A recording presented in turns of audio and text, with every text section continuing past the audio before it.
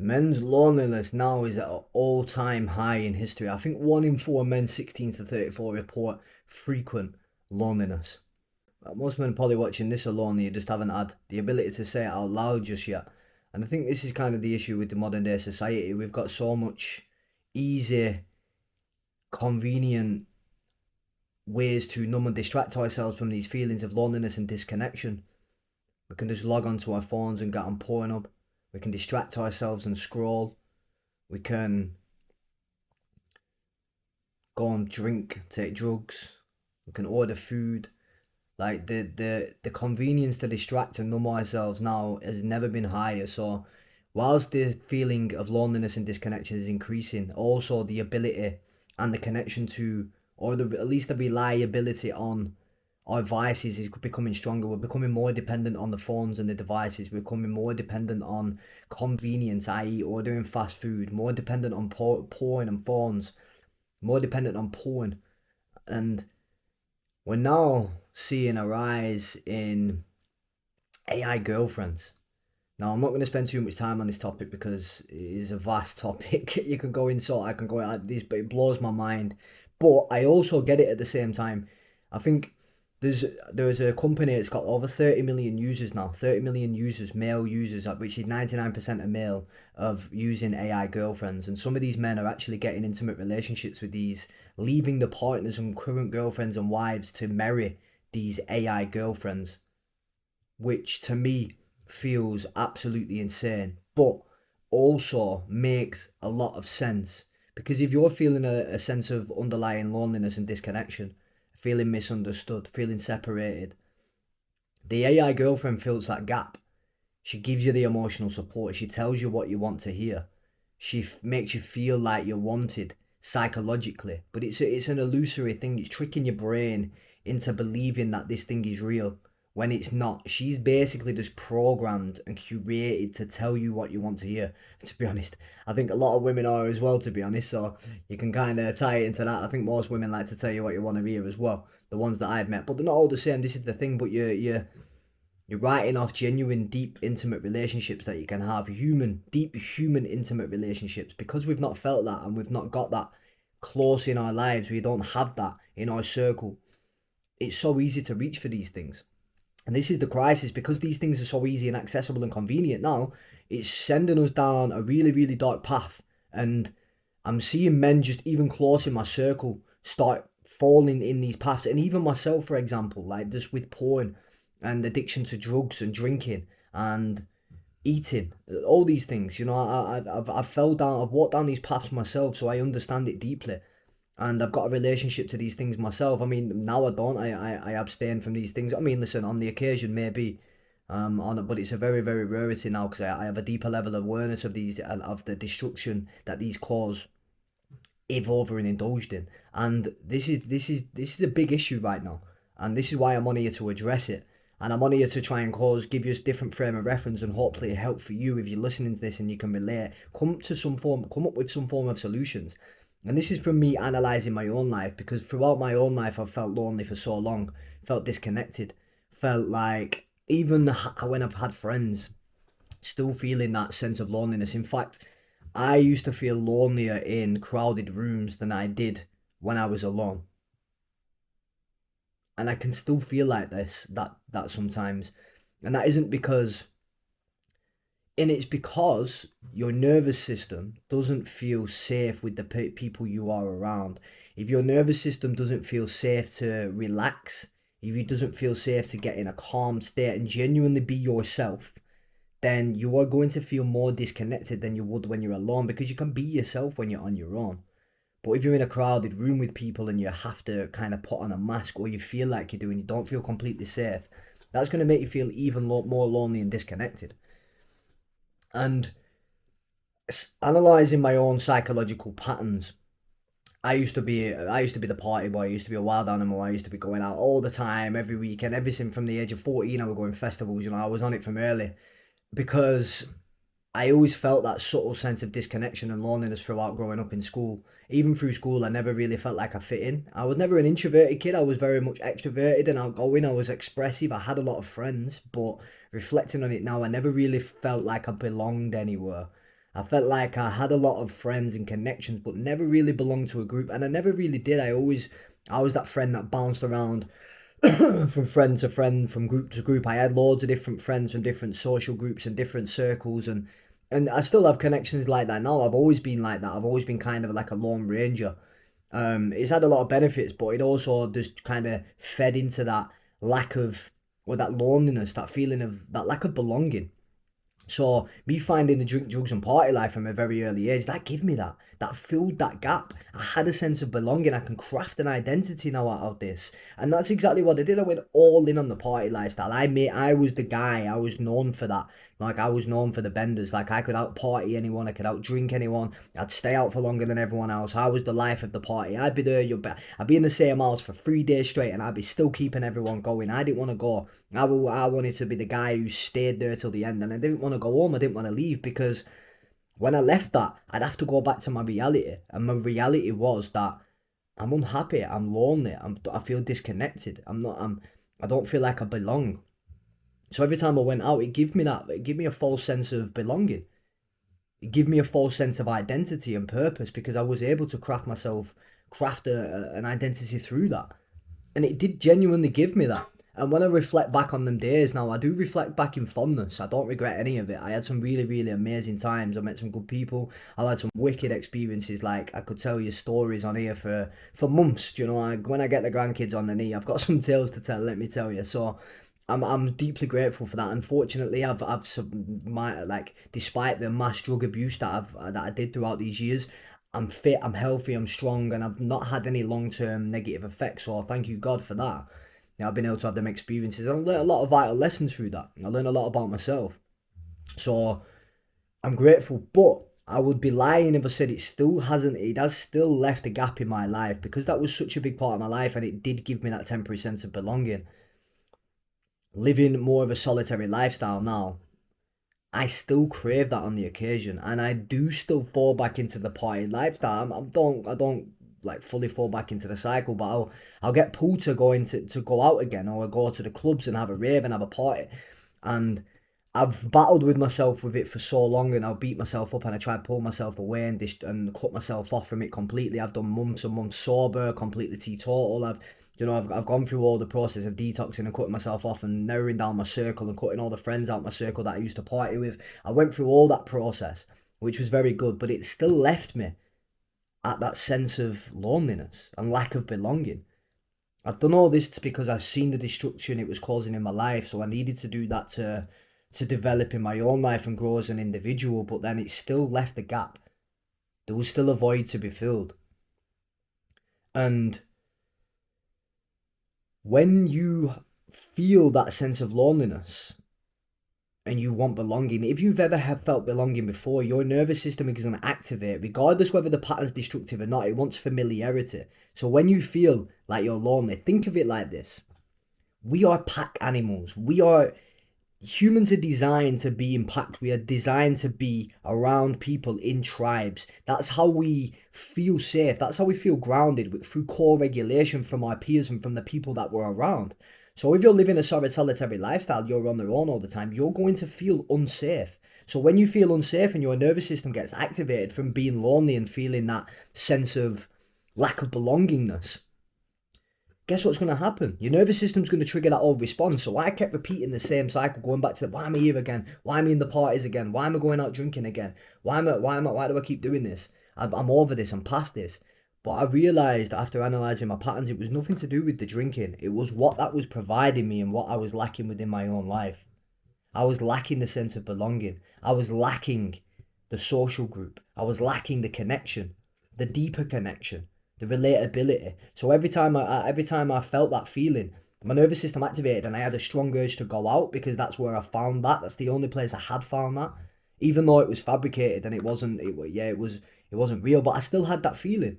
It was the feeling of belonging, and every time I got tricked, I'd go back to that place, and then I couldn't enjoy myself because because I'd lace it up with guilt and shame because I've crafted this identity now that I should be doing more and I shouldn't be doing this. So I'd never really enjoyed the night out anyway, and then it only made the feeling worse because the people that I was around I no longer connect with, and I no longer have a deeper relationship with, and I never really connected with people on the nights out, and they don't see me at the level that I'd want to be seen, and I can't really have a deep connection with people on a deeper level in these pubs and clubs because they're not the people I chill with on a day-to-day basis.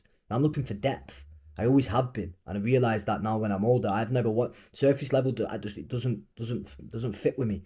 I've always been looking for depth. I've always been looking for deeper relationships and deeper meaning. I want to connect on a deeper level. Male, female doesn't matter.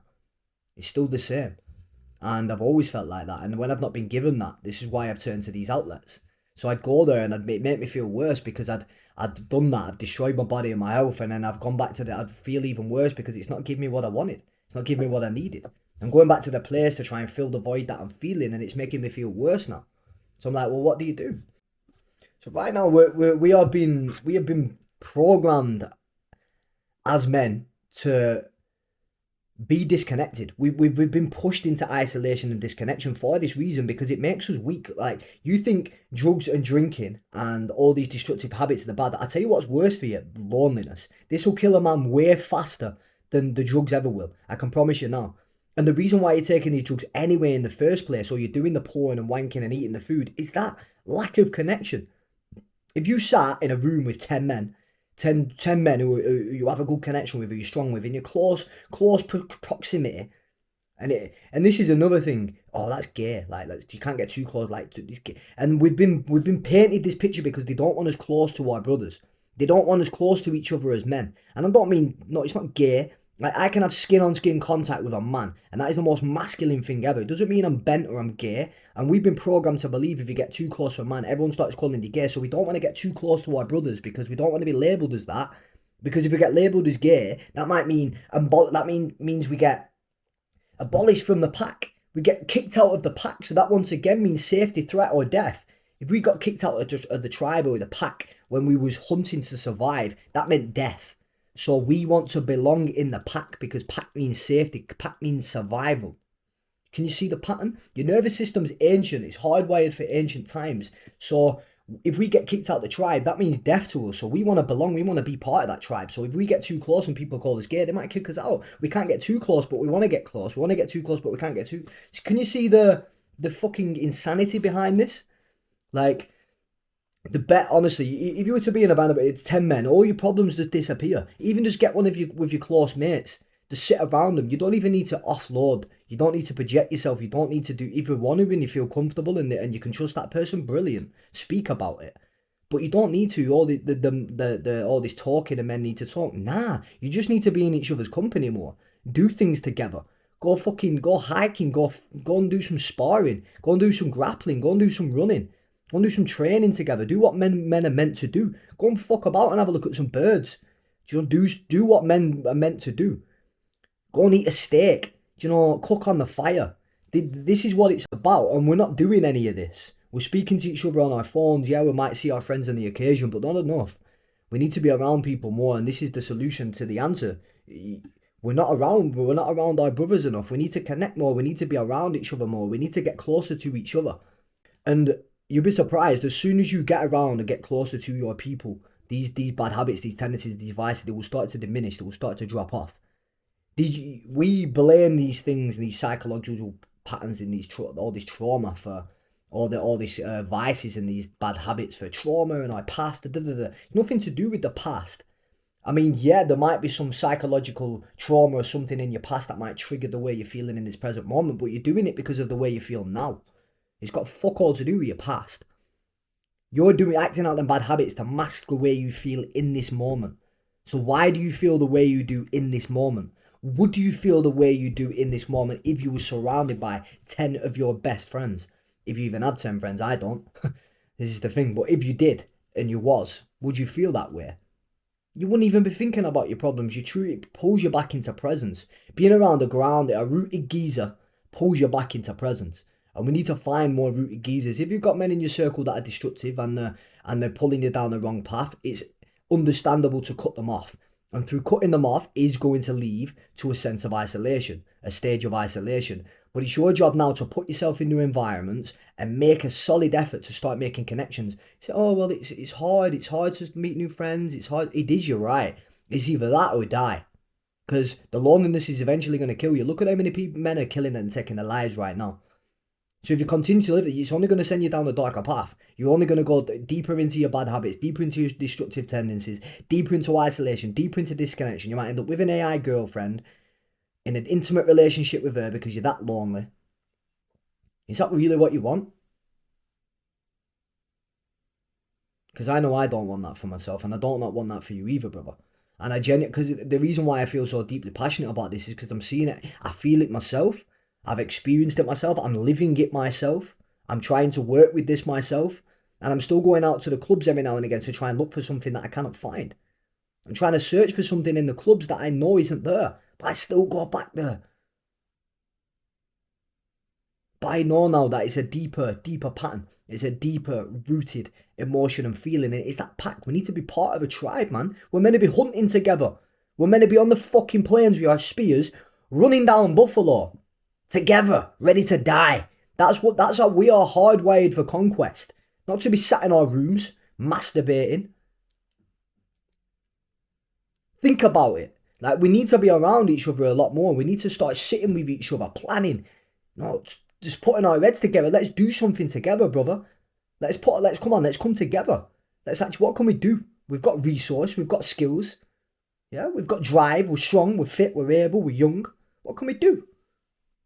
And you'd be surprised. Imagine if you got 10 a year in and you put all your resources, all your money, all your skills, everything you've ever learned, all your willpower, all your talent, everything you've got, put it all on the table together and say, right, boys, this is everything I've got. This is everything I've got. What can we do with what we've got? What can we make with what we've got? 10 men could take over the fucking world if you put your mind to it. Genuinely. Can you see all the people that are controlling the world and taking the top? Can you see the difference what they do? They work together. They are together in groups. That's why they're winning. One person cannot do fuck all. If you're in a group of 2 people, that doesn't double your chances, it triples your chances. You put 3 people, that 6 times your chances. 10 people, well, that's it, the moon's yours. Take it all, mate. If you've got 10 men willing, capable, able. I don't know why it landed on 10, but 10's the number for today. It's game over, mate. So this is exactly what I've been doing inside Man Reborn. I've been crafting out the transformation program that I've been running. I've been building Man Reborn in the background. So I want to bring men through Man Reborn. And I want the rebirth to happen. I want men to be reliable and relying on each other and create a genuine sense of community and brotherhood. And I'm going to continue to work and keep pushing this message until we genuinely come together and come to some form of solution for this. Because otherwise, it's only going to keep getting worse. And it is. We can see it. It's getting increasingly worse fast. So it's up for us as individuals to start doing this. I'm going to finish on a little story. So I was in the sauna last night and there must have been, I walked in and I even said, fucking hell, this is like an orgy, this, boys. And everyone just went silent. But there was 10, it was a crammed up sauna and there was just 10 men. It was like masculine as fuck. There was just bare men in there, not a single woman, yeah? And I even said to the guy, I said, fucking hell, it's a meat party in here, just how I like it. And he's like, huh. Everyone's like, proper awkward. I'm thinking, what the fuck? 2 firebirds walked in. I mean, they were fit, very fit, mint body in bikinis and that. They all started chatting. Next thing you know, everyone's silent. The birds are speaking loud as fuck. Yeah, every man in the sauna is silent. Not a man said nothing. So the women have come in and overpowered that sauna, and the men felt awkward and shy, and the women own the room. I was observing this. I don't even think the men even acknowledged it because they're that fucking shy and timid. I said to she was talking about, all she was talking about is she couldn't fix a tyre. She couldn't fix her car.